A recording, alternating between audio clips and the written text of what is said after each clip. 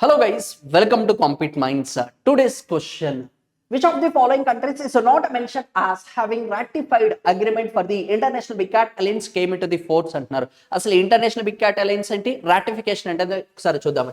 ఈ project tigers అనేది ఇండియాలో మనకి 1973లో తీసుకొని రావడం అయితే జరిగింది. 2023 నాటికి 50 ఇయర్స్ అనేది కంప్లీట్ అవ్వడం అయితే జరిగింది. ఈ 50 ఇయర్స్ కంప్లీట్ చేసుకున్నందుకు వచ్చేసి నరేంద్ర మోడీ గారు వచ్చేసి ఇంటర్నేషనల్ బిగ్ క్యాట్ అలయన్స్ అనే దానికి వచ్చేసి మనకి కాల్ ఫర్ చేయడం అయితే జరిగింది. International big cat alliance call for చేశారు. ఇందులో మనకి 7 బిగ్ క్యాట్స్ ని కన్జర్వ్ చేయడం అయితే జరుగుతుంది. టైగర్, లయన్, స్నో లెపర్డ్ ఒకటి, చీతాస్. వీటితో పాటు 2 కంపెనీస్ నేను గుర్తుపెట్టుకోండి, పూమా, జాగ్వార్. ఈ 7 బిగ్ క్యాట్స్ వచ్చేసి మనకి కన్జర్వ్ చేయడం అయితే జరుగుతుంది. ఇందులో భాగంగా మేజర్ గా వచ్చేసి ఇంటర్ గవర్నమెంటల్ ట్రీటీగా 2024 సంవత్సరంలో రికగ్నైజ్ చేశారండి.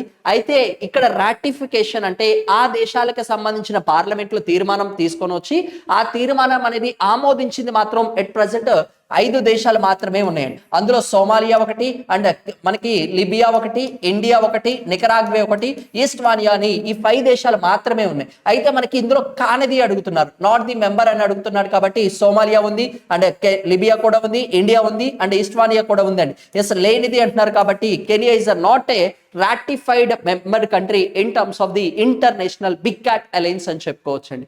Thank you.